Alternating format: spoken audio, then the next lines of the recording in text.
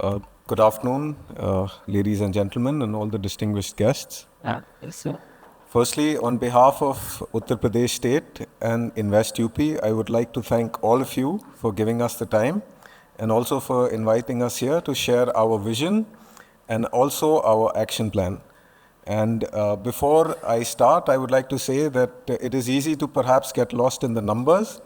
Therefore, I would invite all of you personally to visit Uttar Pradesh and go not just by the numbers that we are going to present to you here, but rather to experience for yourself the kind of work we are doing, the kind of execution we are putting in place, and what we wish to achieve and what we have achieved. So, excuse me. So, right. So to elaborate, let's start with, of course, Uttar Pradesh. Now we are committed to the dream of $1 trillion. That is tripling our GDP, which is roughly around 285, 295 billion. And that is a target that has been set by our leadership. And we are committed to achieving this goal by 2027.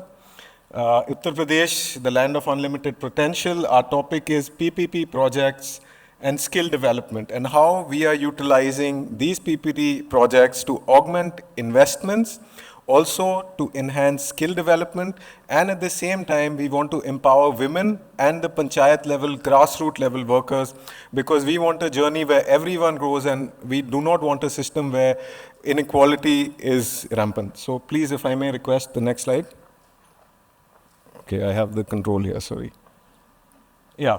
So when we speak of PPP projects, roughly 1.7 lakh crore worth of projects have already been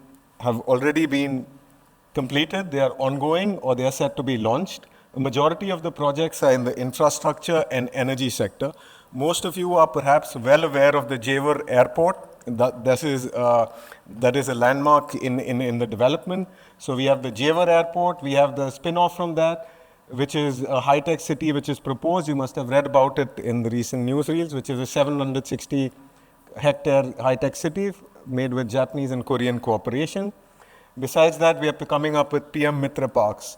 There are multiple projects, but I will very briefly, for want of time and paucity of time, we have, of course, the Ganga Expressway that is coming up. Honorable CM has announced. It will be ready in a short time. So that will be connecting Western Uttar Pradesh to Eastern Uttar Pradesh.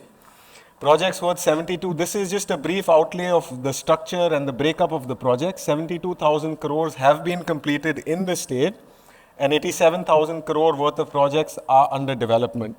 I think what is special here and what differentiates us from the other states is the emphasis that we are placing on environmental sustainability and a sustainable model of development. Here I wanted to pick a very small example. There are projects of much larger scale, but we picked just so that it emphasizes. This is a PPP project that UP NIDA is planning. This is called the Prepare. This is with the World Bank scheme, where we are going to try to take electricity to the most underserviced panchayats and communities and houses within Uttar Pradesh. So we want to leverage PPP not only as a model for businesses, large businesses to make money, or not only to augment real estate, but we want to utilize the PPP model to benefit the lowest strata of the society. Now, energy sector is a major focus area for us. 53,000 crore has been completed.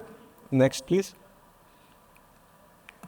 Now, what is also special, and we discussed this with the World Bank yesterday, and this has got recognition at Sharm el-Sheikh as well, and recognition also from the World Bank, is our strategy of the rainbow of 7 steps, which has been outlined. What is the core of this strategy is carbon resilience. What does that mean?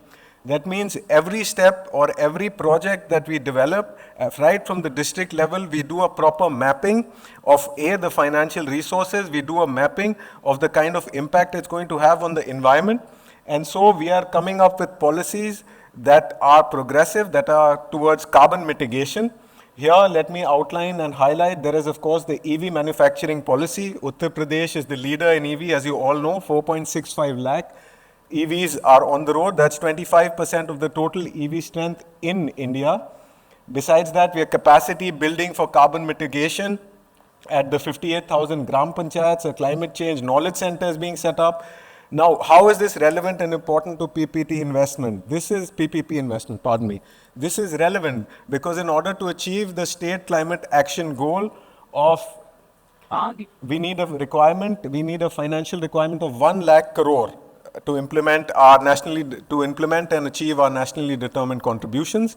And out of this 1 lakh crore, 28% is going to come through bilateral funding, through private sources. So it is a huge opportunity for the private sector also to partner with the government and to help us in achieving this goal.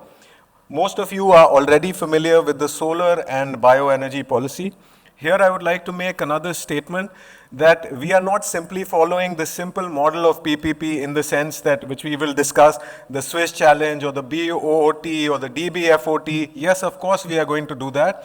But when we see and when we speak about PPP, we envisage a larger perspective where we want to partner the private sector even at a cooperative level.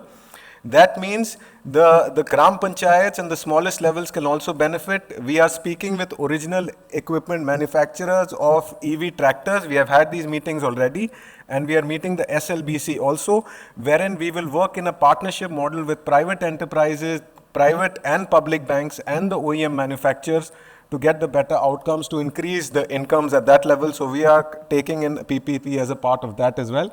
Next slide, please.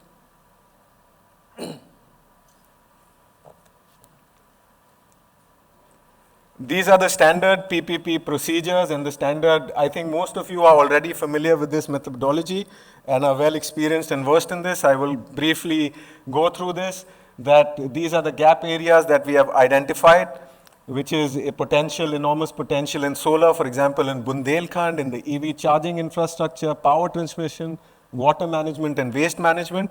And we have set, so what we are doing is we are identifying areas where there is a gap, and we are coming up with specific policies and incentives. For example, in Bundelkhand, not to go into too much detail, but I can tell you that you can even get land at 20% of the value, subject to certain investment limits if you invest more than 100 crores.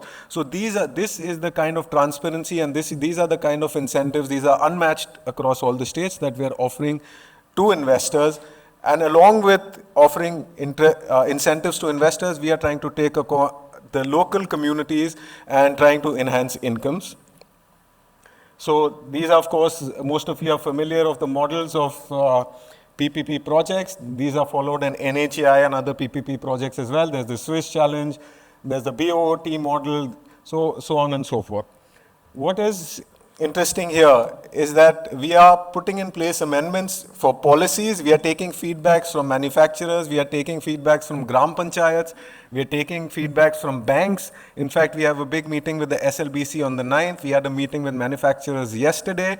So we are taking it on inputs to have a policy that is really directed at achieving the targets, because we have only a limited time and we want to achieve our goals.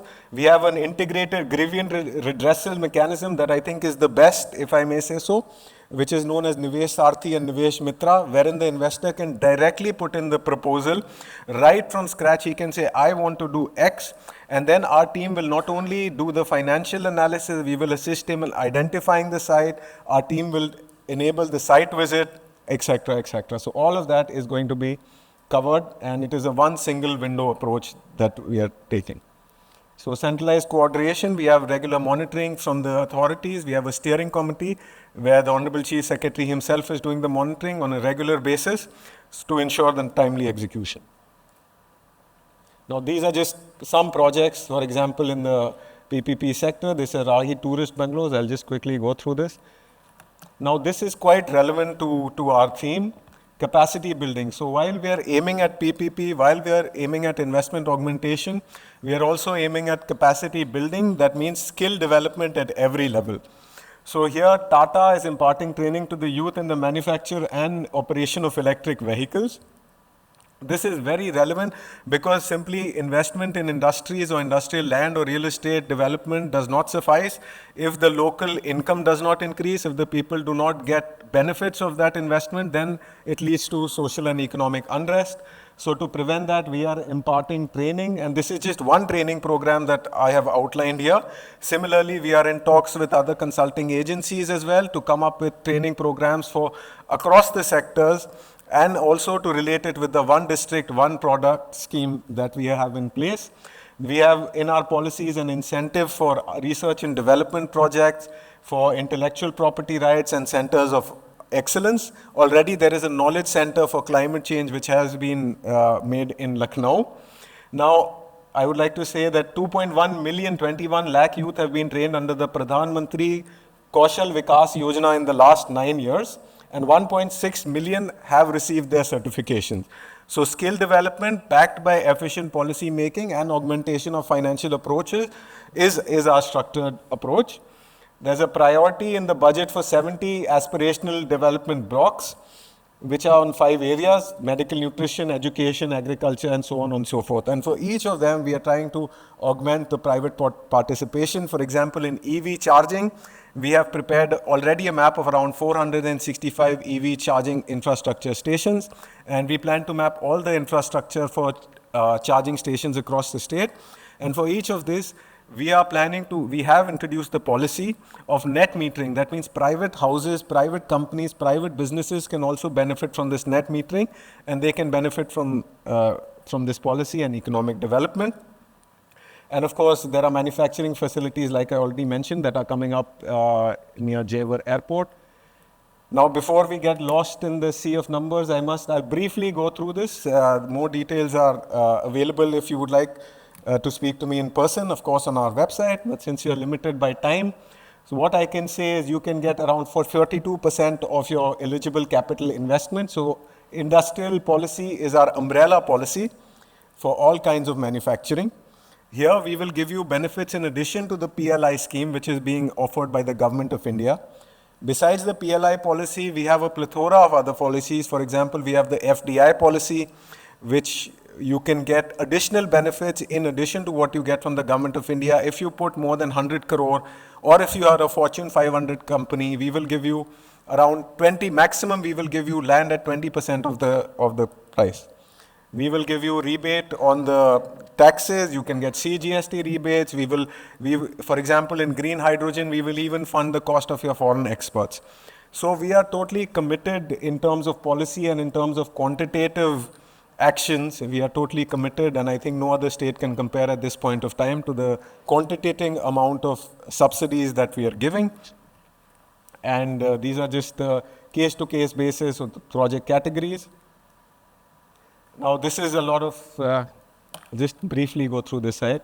So, for example, to give you an idea of how it works, so typically we analyze the projects based on the value it adds in terms of the investment amount, the value it adds in terms of the employment that it brings to the local population, and of course the future prospects, and if it is in a sector that we see as a sunrise sector. For example, if it is green hydrogen, if it is EV manufacturing, if it is solar.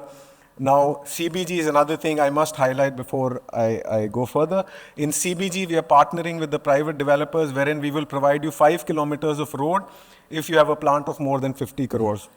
So in this manner, not just tendering, not just e-auctions, we are going step by step with the private businesses to enable them to operate.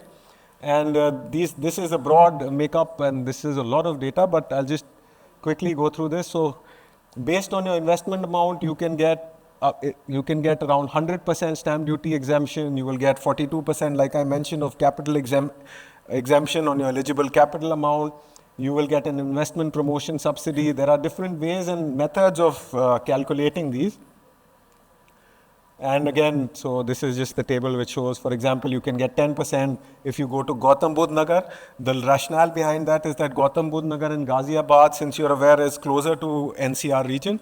And already we are seeing a lot of development, and the land prices are already high. So we want to focus on development of not so developed areas and the backward areas. So that's why the rationale behind this table is that, as we go into the details. Then these are just the methodologies based on which kind of subsidy you use. For example, you can go with a peak capacity utilization model. So that means how efficient your operation is. You can go with how you're creating employment and what kind of incentives you're getting under the PLI scheme. So typically 30% of the PLI scheme is what we are giving. and an overall ceiling is capped at 100% of the eligible capital investment. The rationale is that we should not be funding your entire project or the private party's entire project. Now, like I mentioned, incentive for research and development projects and intellectual property rights. So this, of course, is aimed at augmenting the knowledge base, enhancing the new economy, and there's a financial grant to centers of excellence. And if we come down, we have the infrastructure projects. We have taken pump storage plants, PSP. Now, PSP is a big area in PPP that we're focusing on. In terms of energy efficiency, they are more efficient than the standard hydraulic electricity generation plants. So in this manner, we're trying to mitigate the environmental impact and also at the same time to enhance the PPP model.